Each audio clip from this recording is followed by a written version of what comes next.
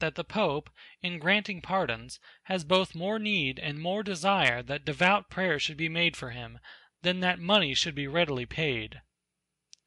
49.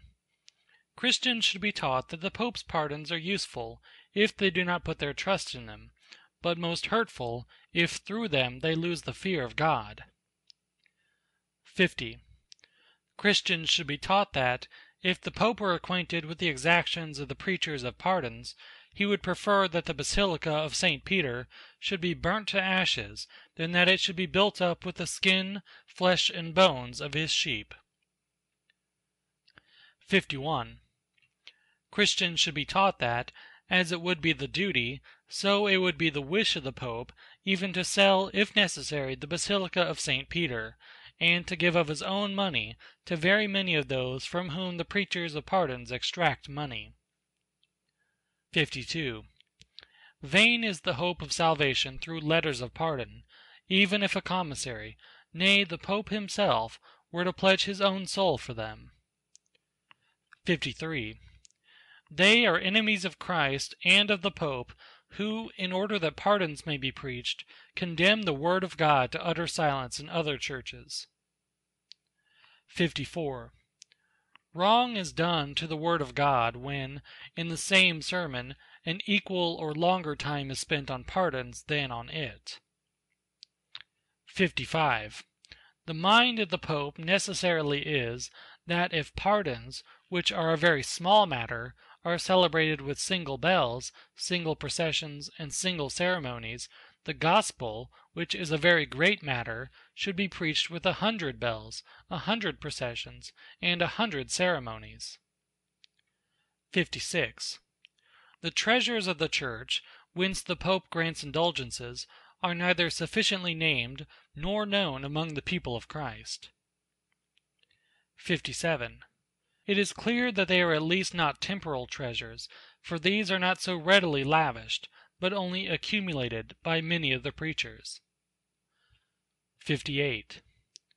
Nor are they the merits of Christ and of the saints, for these, independently of the Pope, are always working grace to the inner man, and the cross, death, and hell to the outer man. 59. St. Lawrence said that the treasures of the Church are the poor of the Church, but he spoke according to the use of the word in his time. 60. We are not speaking rashly when we say that the keys of the Church, bestowed through the merits of Christ, are that treasure. 61. For it is clear that the power of the Pope is alone sufficient for the remission of penalties and of reserved cases. 62. The true treasure of the Church is the holy gospel of the glory and grace of God. 63. This treasure, however, is deservedly most hateful, because it makes the first to be last. 64. While the treasure of indulgences is deservedly most acceptable, because it makes the last to be first.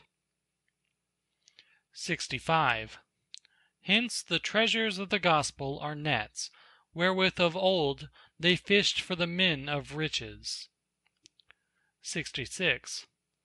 The treasures of indulgences are nets, wherewith they now fish for the riches of men. 67. Those indulgences, which the preachers loudly proclaim to be the greatest graces, are seen to be truly such as regards the promotion of gain. 68. Yet they are in reality in no degree to be compared to the grace of God and the piety of the cross. 69.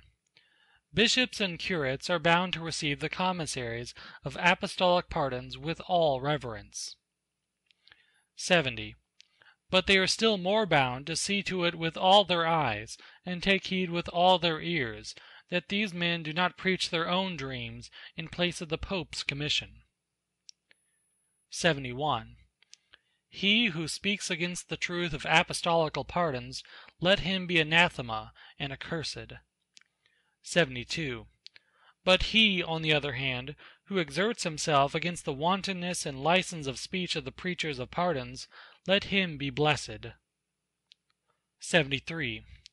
As the Pope justly thunders against those who use any kind of contrivance to the injury of the traffic in pardons. 74. Much more is it his intention to thunder against those who, under the pretext of pardons, use contrivances to the injury of holy charity and of truth. 75. To think that papal pardons have such power that they could absolve a man even if, by an impossibility, he had violated the Mother of God, is madness. 76. We affirm, on the contrary, that papal pardons cannot take away even the least of venial sins, as regards its guilt. 77. The saying that, even if St. Peter were now Pope, he could grant no greater graces, is blasphemy against St. Peter and the Pope. 78. We affirm, on the contrary, that both he and any other Pope have greater graces to grant, namely the Gospel, powers, gifts of healing, etc. 1 Corinthians 12:9. 79. To say that the cross set up among the insignia of the papal arms is of equal power with the cross of Christ is blasphemy. 80. Those bishops, curates, and theologians who allow such discourses to have currency among the people will have to render an account. 81. This license in the preaching of pardons makes it no easy thing, even for learned men, to protect the reverence due to the Pope against the calumnies, or, at all events, the keen questionings of the laity. 82. As, for instance, why does not the Pope empty purgatory for the sake of most holy charity, and of the supreme necessity of souls, this being the most just of all reasons? If he redeems an infinite number of souls for the sake of that most fatal thing, money, to be spent on building a basilica, this being a very slight reason. 83. Again, why do funeral masses and anniversary masses for the deceased continue? And why does not the Pope return, or permit the withdrawal of the funds bequeathed for this purpose, since it is a wrong to pay for those who are already redeemed? 84. Again, what is this new kindness of God in the Pope, in that, for money's sake, they permit an impious man and an enemy of God to redeem a pious soul which loves God, and yet do not redeem that same pious and beloved soul out of free charity on account of its own need? 85. Again, why is it that the penitential canons, long since abrogated and dead in themselves and very fact, and not only by usage, are yet still redeemed with money, through the granting of indulgences, as if they were full of life? 86. Again, why does not the Pope, whose riches are at this day more ample than those of the wealthiest of the wealthy, build the one basilica of St. Peter with his own money, rather than with that of poor believers? 87. Again, what does the Pope remit or impart to those who, through perfect contrition, have a right to plenary remission and participation? 88. Again, what greater good would the Church receive if the Pope, instead of once, as he does now, were to bestow these remissions and participations 100 times a day on any one of the faithful? 89. Since it is the salvation of souls, rather than money, that the Pope seeks by his pardons, why does he suspend the letters and pardons granted long ago, since they are equally efficacious? 90.